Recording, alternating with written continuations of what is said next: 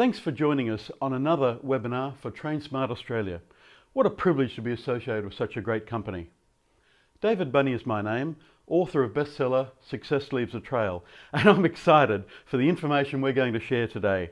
Because although we've discussed some of the principles of success in previous webinars, nothing is more powerful than hearing from people who have actually achieved these and their real life experiences. While some of the following interviews are from industry leaders, this is proof that ordinary people can achieve extraordinary results through applying these principles. They're going to share their best tips and advice for you, so I suggest you take lots of notes. Let's get started. If you want even more information about how to achieve your success, you'll find it in my latest release, Success Leaves a Trail. If you don't have a copy, then find out how to obtain one. So just before we hear these testimonies of success, let's recap some of the previous webinars. In the last webinar, we had a look at starting your own business. What does it actually take? And the mindset that you'd need for a successful startup, and how you need to do a little bit of research in the fundamentals. How exactly did you come up with the idea in the first place? We said it doesn't need a brand new idea that nobody had ever thought of before. We've tried to keep it very, very simple. And which path to choose? There are so many different options out there when it comes to starting a business. How did you know which one really suited your personality and your goals? And the real answer to that was to be very clear on what those goals were, and then try and match them with your hobby or your passions or your interest in life. Because as we know, there are many people out there earning money from exactly the same hobbies and passion that you have yourself. Also in the last webinar, we had a look at some examples of startup businesses and how they overcome some of their challenges. And I guess it was really proof of just how anyone can actually get started if they have the right attitude. And then we summarised the importance of study and how your knowledge and skills could go on to develop either a business or a career that could produce multiple streams of income. And then we suggested that goes a long way towards your financial security. Do you remember the other webinar when we asked you what success actually meant to you and how would more success actually impact your life? In that one, we stressed the importance of lifestyle balance. And we had a look at a wheel of life and asked you to rate your level of satisfaction and what type of things you could implement to improve those areas.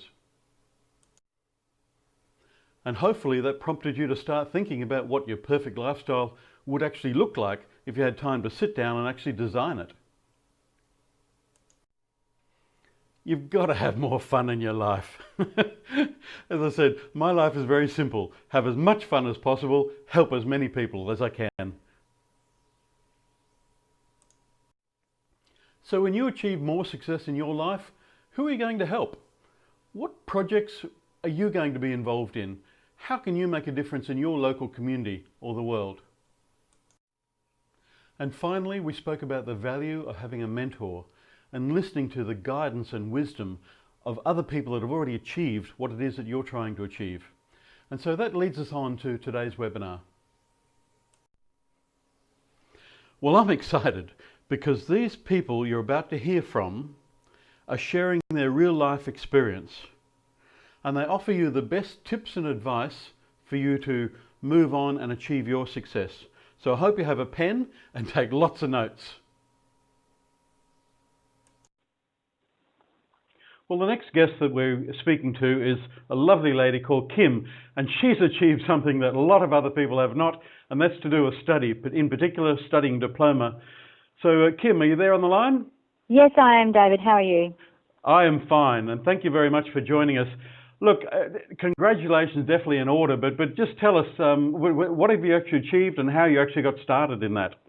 Okay, well, I started late in life. I'd done completed my Cert 3 in Business Administration and done a couple of roles in administration, and then moved off into a sales role and corporate.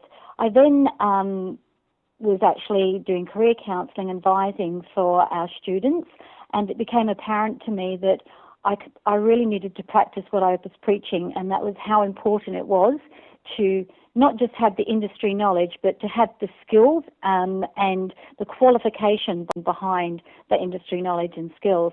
And I thought, well, if I'm going to be career advising these students, then really I should be doing one of these courses to know what it was really all about. Okay. Well, congratulations. You got a diploma of management. You.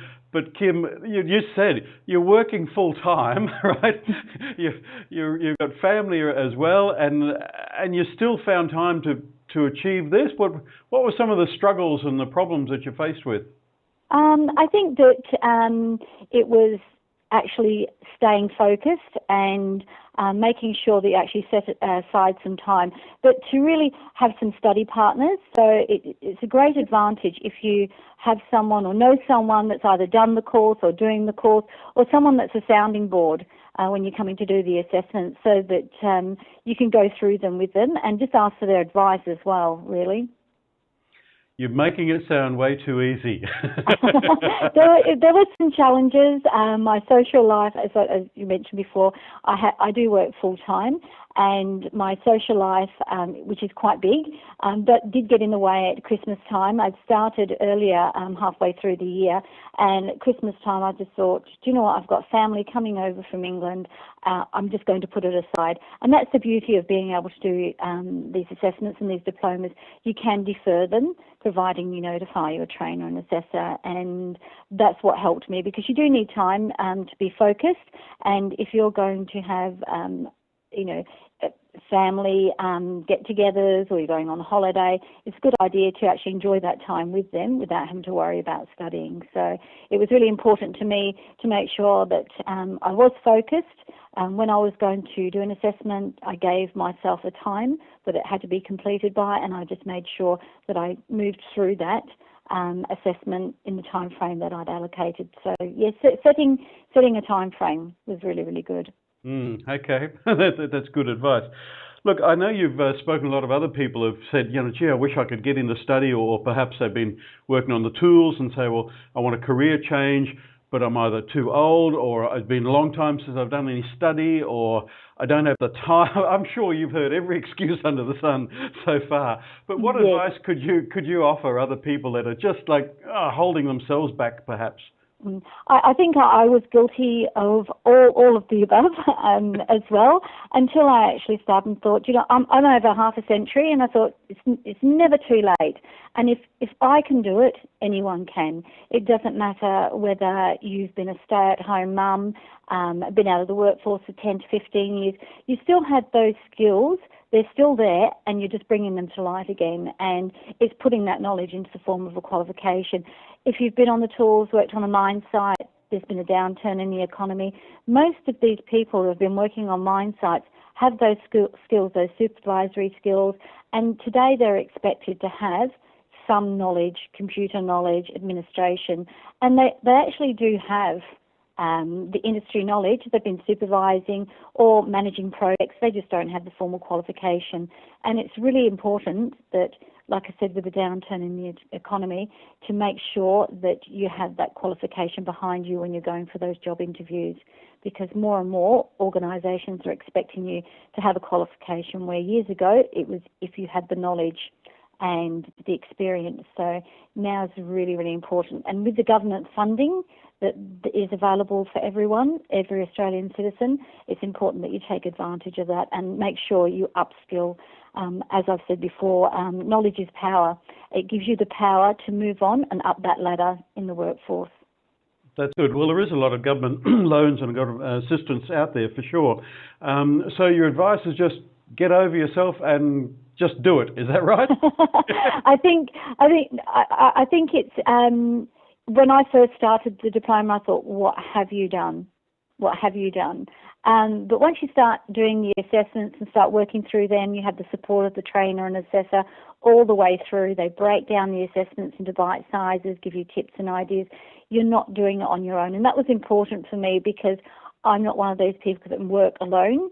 I do need some guidance, some support, and just having that trainer and assessor there to help me and encourage me, give me that enthusiasm to get through it. And once my assessments were being marked as competent, it gave me that drive to want to do the next one and then the next one. And before I knew it, I'd handed in my final assessment, which was fantastic.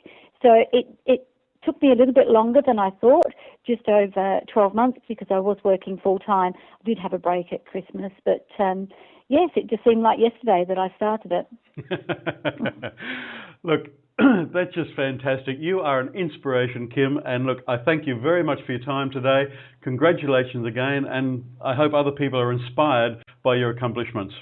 Thank you very much, Dave. It's been lovely speaking to you.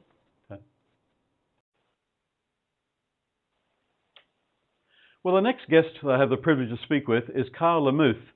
He's a remedial massage therapist and he specialises in corporate massage. He's a wealth of information and he's got a very, very successful business. Carl, are you there? I certainly am. Hey, great. Thank you very much for joining us today. I know you're very busy, but I just wanted to ask you, first of all, it just seems a little bit of an unusual type of business to develop. How did you get started in remedial massage or in the business that you're running? Yeah, look, you know what? It was a matter of absolute passion. It was something that I was always invested in as I was quite younger. I had a career in sales and that kind of gear, and at some point, I think I sort of just threw up my hands. I didn't want to work for other people. I wanted to work for myself. So, it seemed like a natural progression. Yeah. Yeah, okay, well, that is a natural progression. So first of all, you followed your passion and it was of interest. What did you do then? How did you get started? Yeah, so what I did was I thought, okay, in order to do this, I want to do it properly. I want to make sure that, when people come and look for me, they go, hey, this guy is, he knows his stuff. So I enrolled to do a diploma of remedial massage therapy. It was a 2-year full-time course. The rest is sort of history from there. Okay. I got right into it and, hit the road running, I suppose you could say. Okay, so a bit of study certainly helped you along the way. Now, you actually deal in corporate. Can you run through exactly what you do? You mentioned earlier you take a holistic point of view, but just explain what do you do in corporate? Yeah, okay. So corporate, I think with corporate it was more a matter of wanting to have a more stable and reliable income. That was my first desire, or my first motivation to go into this sort of style of business. So naturally, being a remedial massage therapist to start with, the concern was that if customers and clients are very transient, it's hard to get reliable work.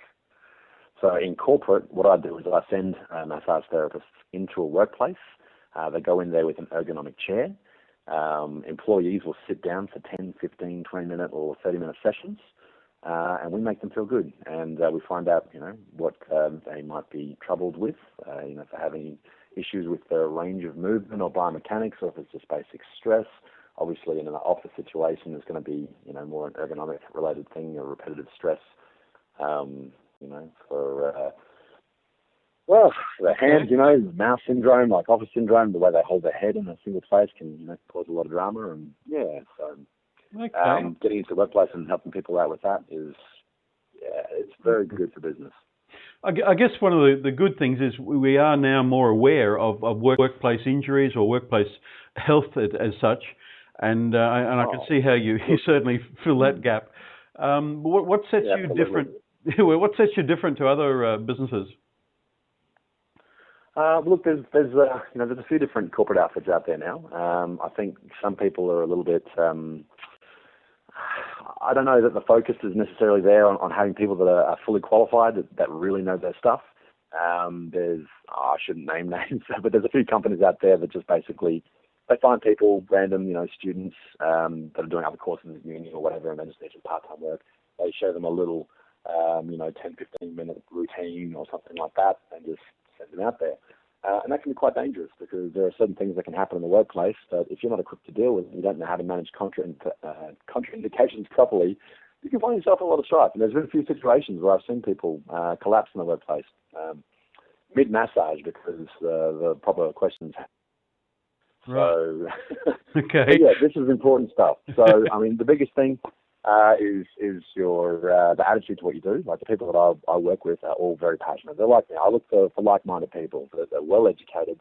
You know, they have that absolute zest and enthusiasm for biomechanics and working the body and doing the body work properly. And also just communicative and open-minded and not too, I think there's a lot of argumentative type people out there that can be a little bit more egotistical with how they put their ideas across, thinking, well, I'm the best and you should take my advice. And realistically, people need to be a bit more open-minded to, the so-called layman's ideas about what's going on with their own bodies. So, I see. Yeah, Okay. Well, does that answer the question, David? Have I gone off track, or am I still on point? Okay. That does. What I'm really particularly interested in is certainly offering some tips to other people considering commencing a business. But I'd like you to actually talk about briefly, what are some of the key challenges that you actually had, particularly in the early days when you're trying to develop the business itself? What are the challenges? How did you achieve your success? Yeah, okay. So 2 key challenges. Number 1 was financial. It was trying to do marketing at very low cost. So I got involved with things like Elance and Fiverr. So in terms of marketing, there are very cheap sort of services out there that you can use that help you with marketing and promotional type stuff, and it costs very little. So even website building, website development, people get lost in this whole idea of spending $5,000 and $10,000 on a website. I did mine for maybe $800, and to start with, I even did it myself. So I just got it redone for very cheap.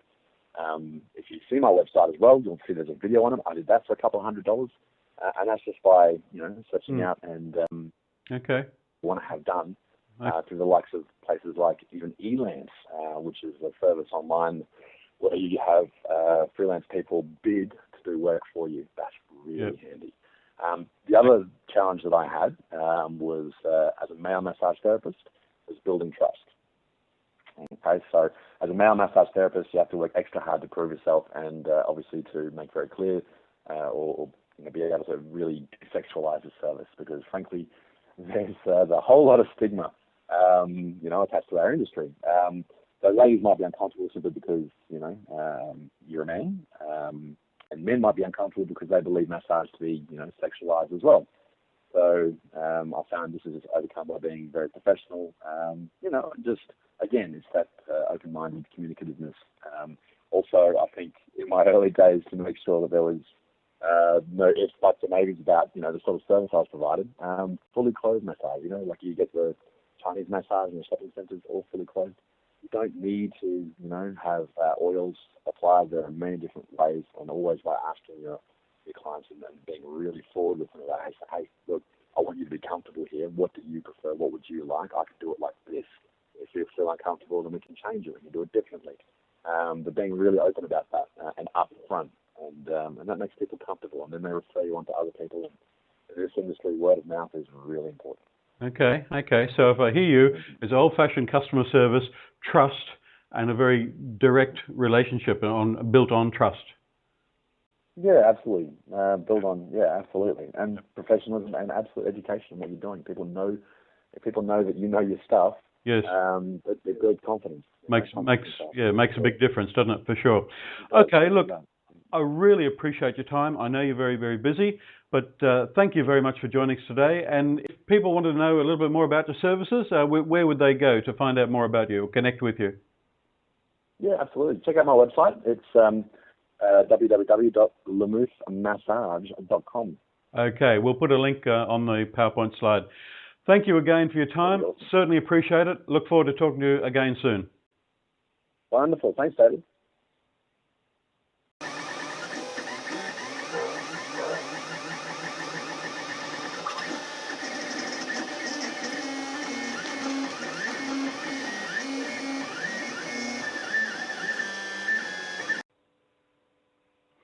Okay, so I'm talking to the founder of 3D Printing Australia, Joshua. Joshua, are you there?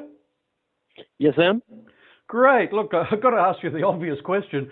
Why the heck did you start a technology business like that? 3D printing, who's ever heard of that? Well, growing up as a kid, I always had an interest in technology and development and software and things like that. So 3D printing, for me personally, seemed like the logical next step. It is, as far as I'm concerned, the way of the future. Like people like NASA and the American military are all using 3D printing to cover a wide variety of sources and implications. Okay, so they tell me you can print almost anything at all. What's some of the samples that you've printed so far? Interesting question.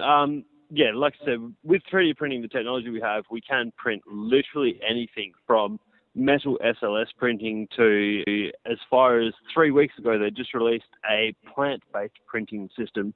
So you can now print grass and trees, which is an interesting concept. So you can now print, say, a grass patch in the name of 3D Printing Australia, which is our current project at the moment. That's amazing, absolutely amazing. And I know, as you said, some of the things that they can do now that couldn't before.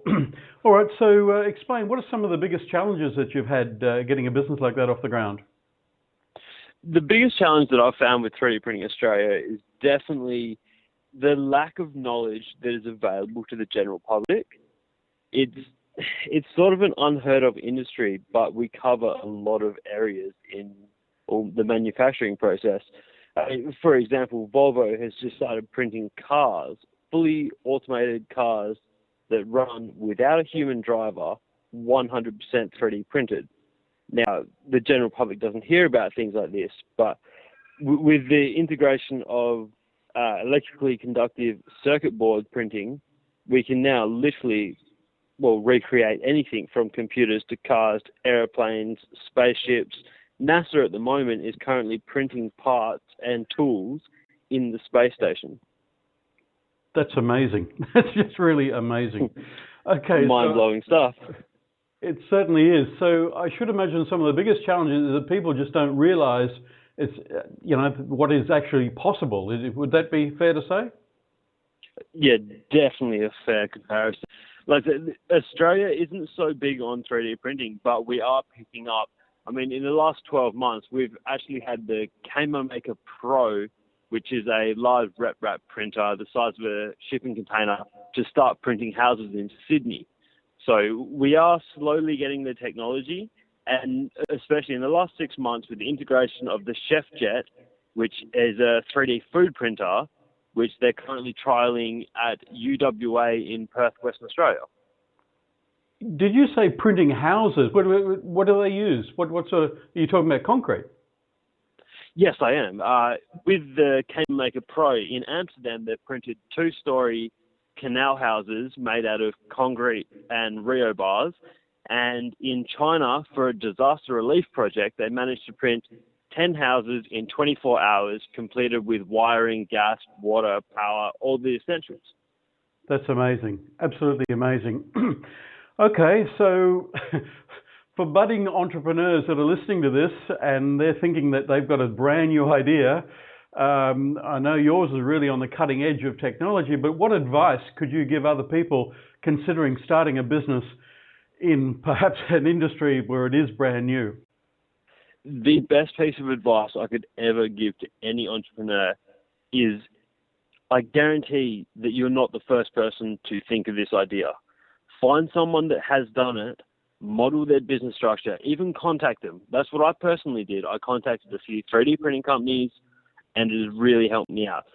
You'll find that most companies are more than happy to grow the industry, lack of a better word, but they want to help. Never be afraid to contact someone that has already done it. Hey, that's good advice. That's very good advice. Okay, so look, I'm really interested in this technology myself. So if I wanted to find out more about it, where would I go to learn more about it? Okay, that's a simple answer. To get information on 3D printing, you can simply YouTube or Google, even Facebook, as far as I'm aware, has a lot of 3D printing companies. If you want to go to my personal company, it's 3D-printingaustralia.com, and that'll give you all the relevant links. Hey, that's fantastic. All right, look, I really appreciate your time today. You've certainly opened my mind, and I'm going to find out more about it. So thank you very much for your time. I appreciate it. No worries, David. Thank you for the interview. Hi, we've got Jody Davison on the line here from Jody Davison Artwork and Events. Are you there, Jody? I am, David. Hey, thanks very much for joining us. I really appreciate that. Look, I am amazed at the type of things that you've achieved over the last couple of years. But could you just explain a little bit, what do you actually do? Okay, yes. Well, I'm an artist, so I create artwork. I also coordinate events, art events, music events, and I run workshops. So usually art workshops or creative workshops. So everything from children, young children, all the way up to adults. Wow, that's quite a broad range of things. So let's talk a little bit about your events. I believe you did something special for Anzac Day, was it, recently? I did. I was involved with a major public art installation or community art installation down in Mandurah. So we had eventually 87 groups of people, so more than 10,000 people, and we created 32,000 poppies, handmade poppies, which were then installed on the Mandurah foreshore, at the War Memorial, and in front of the Performing Arts Centre as part of their Anzac Day centenary celebrations. That's a big event. It was rather large, yes. All right. So then you also do artwork for, as you said, for right through from youth right through to adults. Could you explain a little bit about what you do there?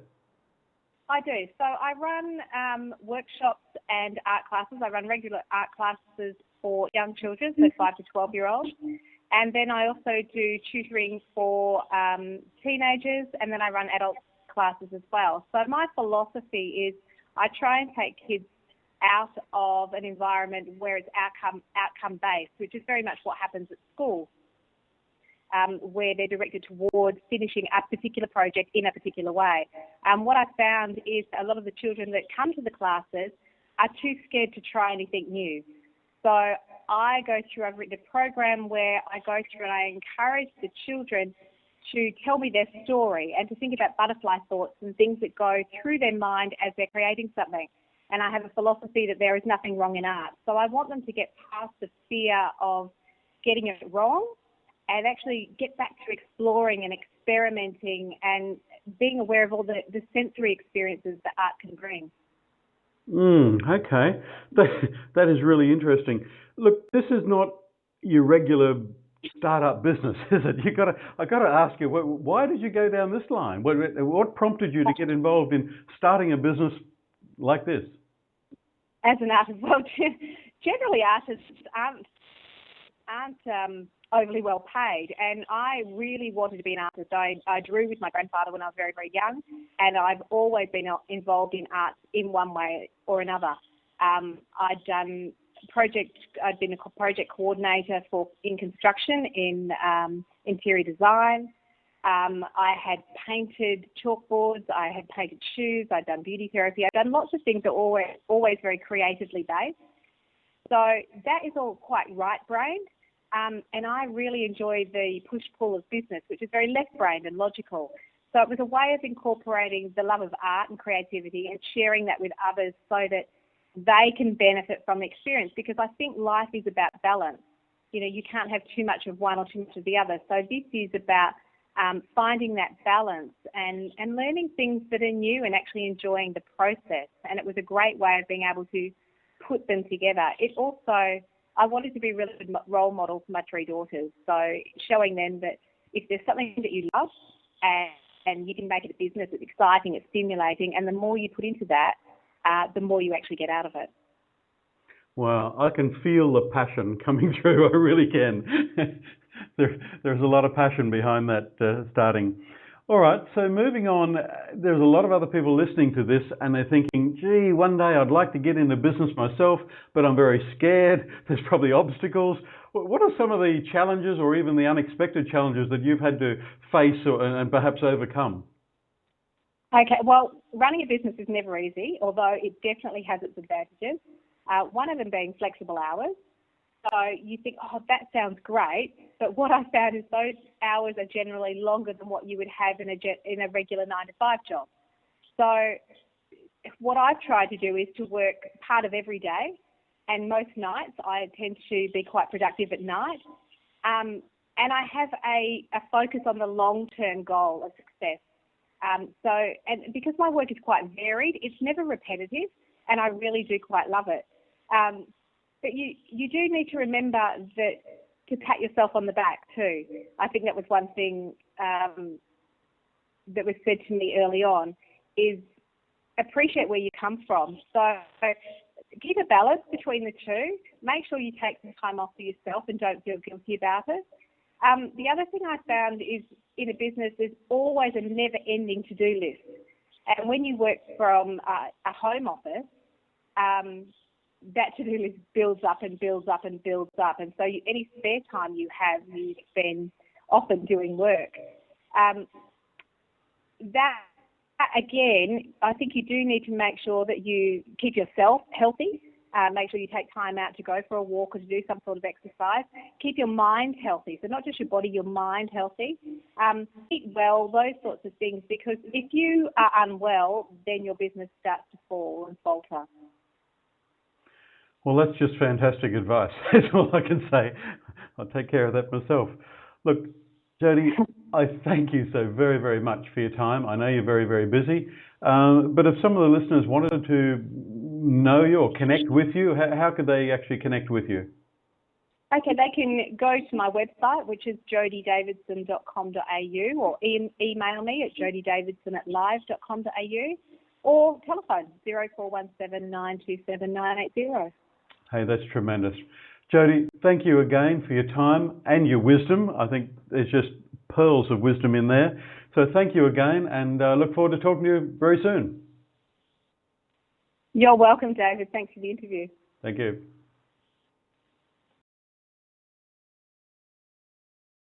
Hello, my name is Guido Negro, and I'm always very good at what I do. I am a photographer, I am a filmmaker, and even an author.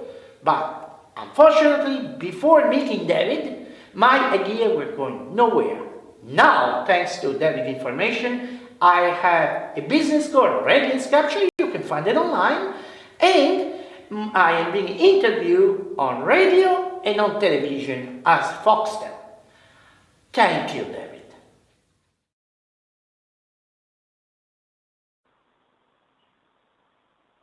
Well, I have the rare privilege right now of speaking to a renowned photographer. He's a film director. He's passionate about what he does. Guido Negro, are you there on the line, mate? Yes, I am here. Thank you so much for joining me. I absolutely love some of the work that you've done, and I watched your progress. Look, we're talking today all about success, and I was just wondering if you could give us a bit of insight into what you actually do or how you actually got started. Well, I actually got started thanks to a very important program that I was able to get into it.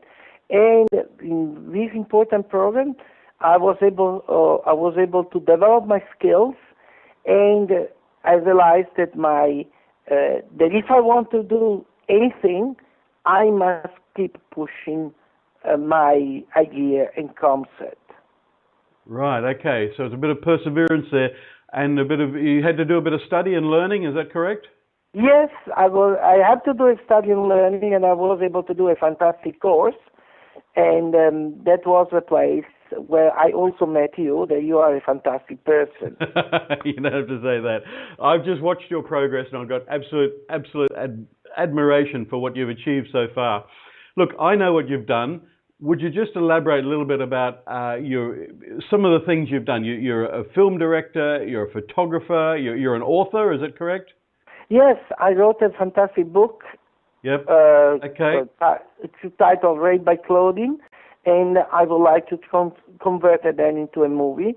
But in the meantime, I successfully finished another movie called Artistic Agony. That is 1 hour, 20 minutes. I had to go through hell to do it, but it's done, and everybody will be able to see it. Soon there will be a screening. And besides that, I have a fantastic website where people can connect with me. Okay. It is Radiance Capture, www.radiancecapture.com, and there is, you can find also an interview that I was able to have on television. Oh, okay, that's right. I'd forgotten about that as well.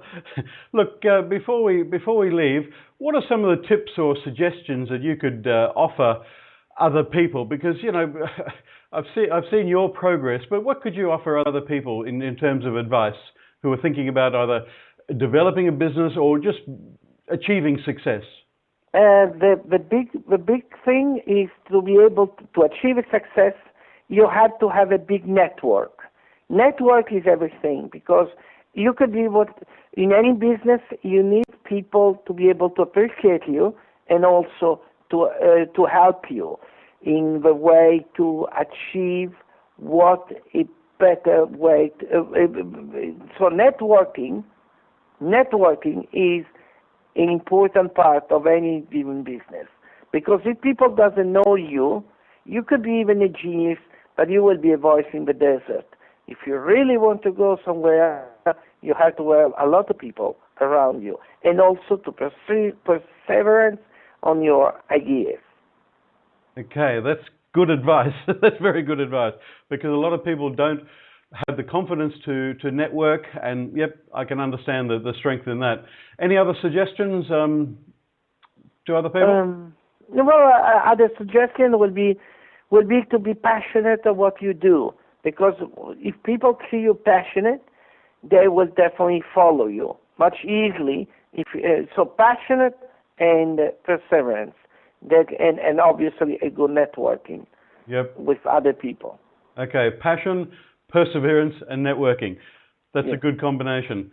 I've seen your perseverance, and as I said, it's astounding. I've seen you in areas there where you just hit brick walls, and you just continue to just push and push and push and not give up. So I congratulate you. Guido, thank you very much for your time. I know you're very busy, but I really appreciate it, and I'm sure the listeners do as well. I'll put up some extra information on how they can connect with you if they want to, and they can learn a little bit more about you. Thank you very, very much.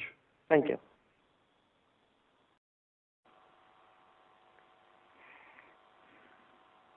You know, there's a very famous Chinese proverb that says, a single conversation across the table with a wise man is worth a month's study of books. And we've got that privilege speaking with such a person. He has a wealth of experience in business and in life and in success, and also microbiology. I'd like to welcome Ed Reed. Welcome. Thank you very much for joining us. You there? Thanks very much. Yes, I'm here. Tremendous. Microbiology, that's a lot of study. That's a little bit unusual. How on earth did you get started in an industry like that? I went to a employment office and asked for a job. And I got a job as an animal boy, and it grew from there. The job area that I'm in now, the industrial microbiology, it was a new area, and it was something that I was actually pioneering in this area, and had a lot of people that helped me along the way. Wow. Okay. So look, it just seems a little bit unusual. So just explain a little bit about what you do. You actually go out to industry and check for microbiology? We use microbiology, which is a basic unit here, in the food industry. Things we're looking for, food poisonings, shelf life of product, all types of things, quality assurance of the product from manufacturer.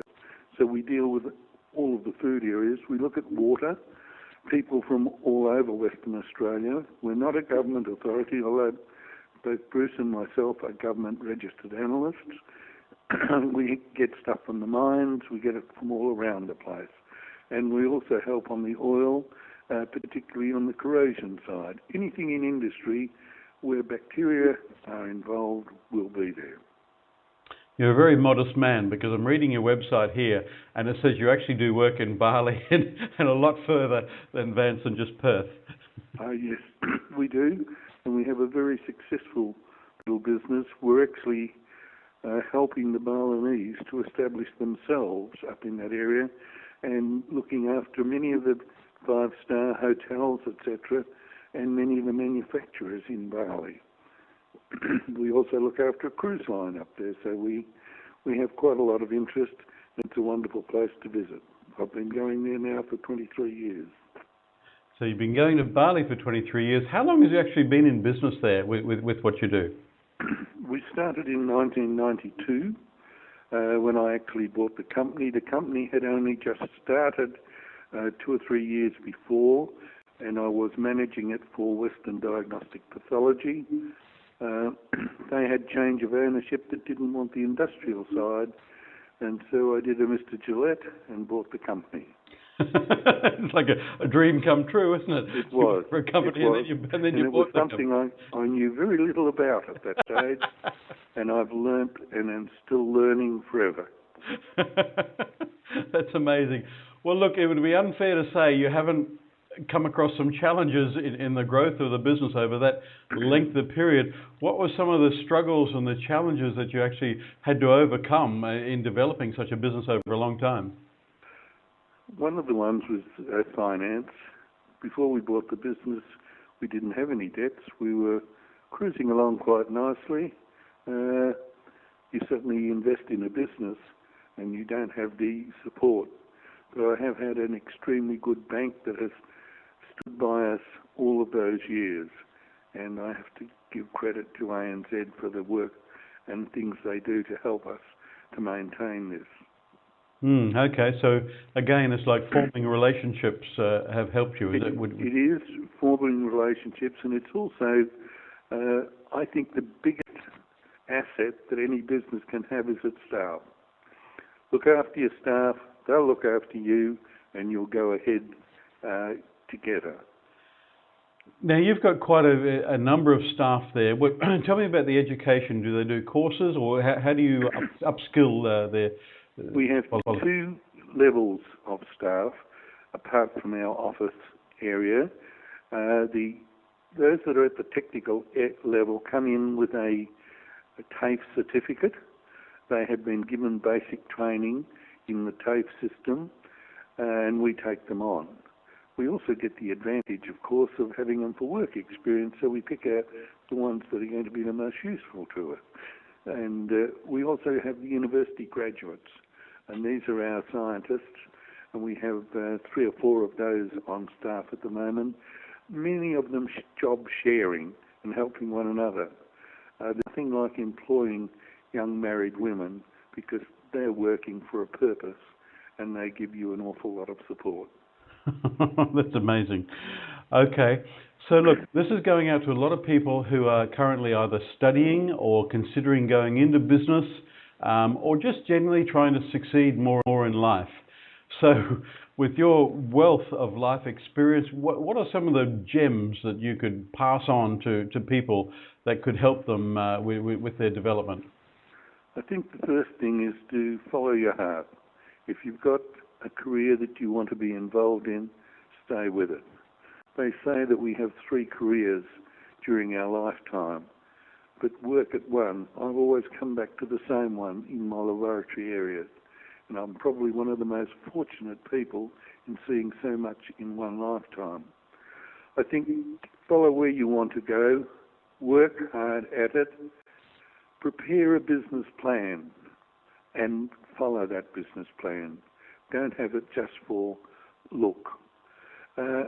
If you're going to employ people, select the best. Pay them the best that you can afford, and it will more than double back into you. They'll look after you with the business. Most of our staff have been with us for many, many years. They have their children, their families, and they're back at work now as the children go to school, and we too get into the system where they can get off and pick the kids up from school and come in to work after they've delivered them to school. Work with other people, they look after you, and you'll be very successful in that way. That is just so common sense, isn't it? And I wish it was more common practice. Yeah, I know.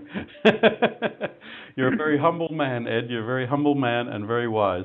Look, I really appreciate the time that you've spent with us. If people wanted to know a little bit more about Pro Micro, the business itself, and I know I can put some links up on screen, but where would they actually go to? There is a website for Pro Micro. It tells them what we do.